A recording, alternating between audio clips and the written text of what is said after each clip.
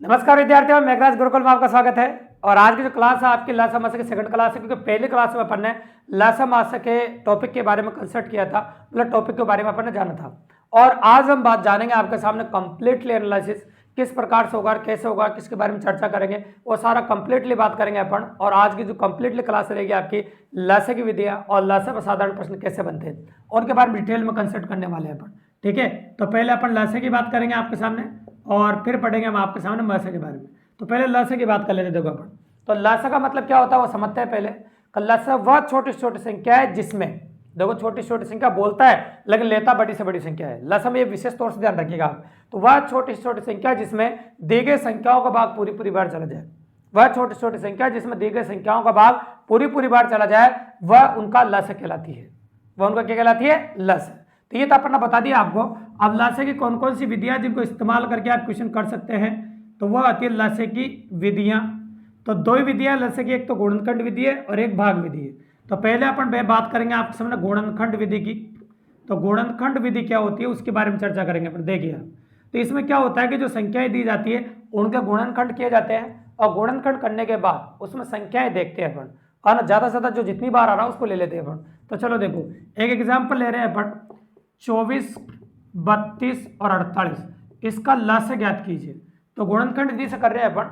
तो अपन कह सकते हैं 24 के गुणनखंड करने पड़ेंगे आपको। मैंने लिखा 2 गुणा 2 गुणा 2 गुणा 3, ये कर दिया। अब इसी प्रकार से 32 के गुणनखंड भी आपको करने पड़ेंगे। तो क्या लिखूं मैं? 2 गुणा 2 गुणा 2 गुणा, ये हो गया आपका कितना? 16, और ये हो जाएगा आपका 32। अब 48 के गुणनखंड भी ऐसे करने पड़ेंगे आपको। 2 गुणा 2 गुणा 2 गुणा 2 गुणा 3, ये हो गया गुणनखंड आपके। अब मैं कहूँ आपके सामने कि जो हाईएस्ट बार आएगा वो लिया जाता है। तो यहाँ 2 हाईएस्ट बार आ रहा है 5 बार आपको, तो 5 बार तो 2 लेना पड़ेगा आपको। और हाईएस्ट बार जो 3 है, यहाँ भी एक ही बार है, यहाँ भी एक ही बार है, तो हाईएस्ट बार एक ही बार आ रहा है। तो आप इनका जब लसा लिखेंगे तो लसा लिख सकते हैं, क्योंकि आप 5 बार तो 2 आ रहा है, और 5 बार 2 का मतलब कितना होता है? 32, और 3 एक ही बार आ रहा है। तो 32 को 3 से गुणा किया कितना आ गया? 96। तो दी गई संख्याओं का जो लसा है वो 96 हो जाएगा आपका।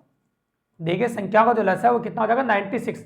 लेकिन एक बात याद रखिएगा, जब भी कभी आपको क्वेश्चन अप्रोच करना है और अच्छा क्वेश्चन करना है तो इस बात का विशेष तौर से ध्यान रखना कि गुणनखंड विधि को हम यहाँ पर इस्तेमाल नहीं करेंगे। है ना, गुणनखंड विधि को अगर इस्तेमाल करते हैं तो टाइम कंज्यूमिंग विधि है, इसमें टाइम लगता है। देखो, तो अब बात करेंगे हम भाग विधि की। तो आप जितनी भी संख्या आपको दे रखी है उन संख्याओं को एक साथ लिखकर उनका लसा निकाल देते हैं, यही भाग विधि है। जैसे अपन को 3 संख्या दे रखी, तो यहाँ पर 24, 32 और 48, तो इनको एक साथ सोल्व कर सकते हैं। ये तरीका बेस्ट है। जब भी कभी आपको लसा निकालना हो तो इस तरीके से निकालिएगा। ठीक है, तो देखो अगर मैं कहूँ आपके सामने कि कई बच्चे जल्दबाजी में देखो ऐसे करते हैं, पहले 2 का भाग लगाए, 2 का जा रहा, 2 का जा रहा, 2 का लगाते जा रहे हैं। भैया ऐसा बिल्कुल भी ना करें, क्योंकि कंपटीशन में सबसे इंपॉर्टेंट बात है समय की कमी। तो समय की कमी को देखते हुए आप यूं भी कर सकते हैं कि ऐसी कॉमन संख्या का भाग लगाओ जिसका भाग तीनों में जा रहा हो। तो पहला टारगेट ये रखो। देखो, आप नियमावली अगर यूज करेंगे, उस पर नियम से काम करेंगे तो टाइम थोड़ा ज्यादा लग जाएगा। तो मुझे लग रहा है कि 8 का भाग अगर दूं मैं, तो इन सभी संख्याओं में 8 का भाग जा रहा है। देखो, तो मैं 8 का भाग लगा सकता हूं। जैसे मैंने 8 का भाग लगा, 8 या 24, 4 32 और 6 48, ये भाग चला गया। अब भले आपकी मर्जी पड़ा 3 का दो और मर्जी पड़ा 2 का दो। तो चलो मैं 2 का दे लेता हूँ पहले। 2 का दिया तो इसमें नहीं जाएगा, इसमें जाएगा, इसमें 3 बार जाएगा। और फिर मैं भाग दूंगा तो आपके सामने 3 का दे लेता हूँ, तो 1 बार गया, इसमें नहीं जाएगा, और 1 बार गया। अब हम कर सकते हैं आपके सामने। देखो, ये हो जाएगा 2 आपका, ये हो जाएगा 3, ये हो जाएगा 2, और ये हो जाएगा 8। इन सबको अगर गुणा कर दोगे तो आपका लसा निकल के आ जाएगा। देखो, तो 2 8 16, 6 16 48, 48 दूनी कितना हो जाएगा? 96। तो ये तरीका बेस्ट है लसा निकालने के लिए, भाग विधि वाला। तो इस तरीके का अगर आप प्रयोग करते हैं तो काफी इजीली अप्रोच कर पाएंगे और काफी आसानी से कर पाएंगे। बिल्कुल सिंपल है। अब आप सोच रहे हैं कि सर टाइप नंबर फर्स्ट की बात करेंगे आज वाली क्लास में अपन, जिसमें लसा साधारण प्रश्नों के बारे में बात करेंगे। तो लसा से साधारण प्रश्न कैसे आते हैं?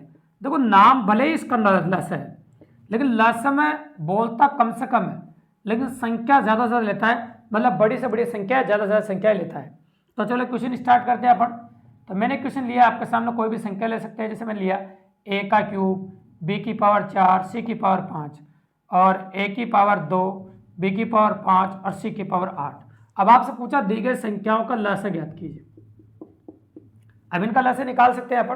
तो a की पावर 3 और a की पावर 2। देखो एक बात याद रखिएगा, लसा मैंने बोला है बोलते कम लेकिन लेते ज्यादा, मौसम बोलते ज्यादा लेकिन लेते कम।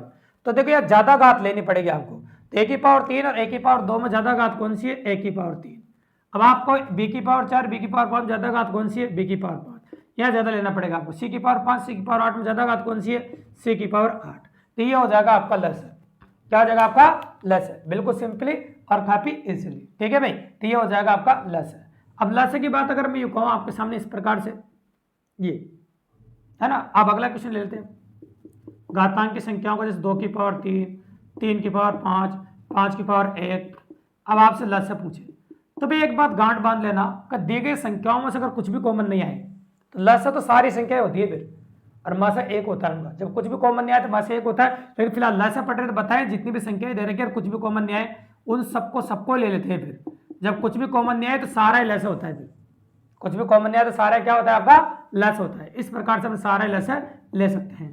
अगला क्वेश्चन सुनो, अगला क्वेश्चन है आपका x square minus y square बराबर एक्स प्लस वाई का लसर ज्ञात कीजिए, ये क्वेश्चन है आपका। तो देखो क्या होता है कि इनको कैलकुलेट करने के लिए आपको एलजेब्रास खोलना पड़ेगा। ये ए स्क्वायर माइनस बी स्क्वायर है, इसको खोलोगे तो एक बार तो प्लस में लिखना पड़ेगा आपको और एक बार आपको इसको माइनस में लिखना पड़ेगा, और इसको ऐसे कैसे लिखना पड़ेगा आपको एक्स प्लस वाई का होल स्क्वायर, ठीक है भाई। अब यहां से देखो अपन लसर की बात करें तो मैंने अभी थोड़ी देर पहले कहा था कि ज्यादा से ज्यादा एक वैल्यू को अप्रोच करते हैं अपन, ठीक है।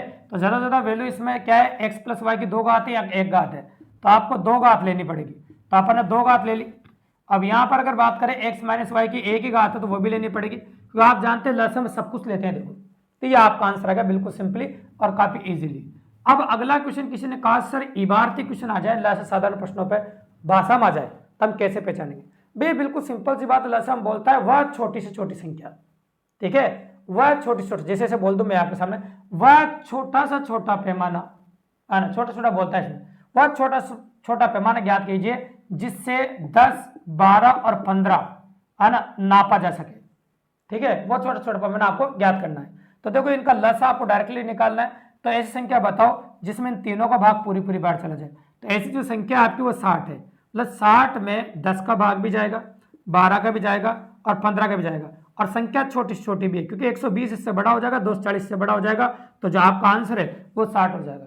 तो देखो जब भी कभी लसर आपसे पूछेगा तो वहां पर आपसे छोटी छोटी पूछेगा, तो छोटी छोटी पूछेगा तो काफी इजीली इस प्रकार से कर सकते हैं। तो आज की क्लास में अपन लसर साधारण प्रश्नों के बारे में बात करिए, ये बेसिक चर्चाएं थी।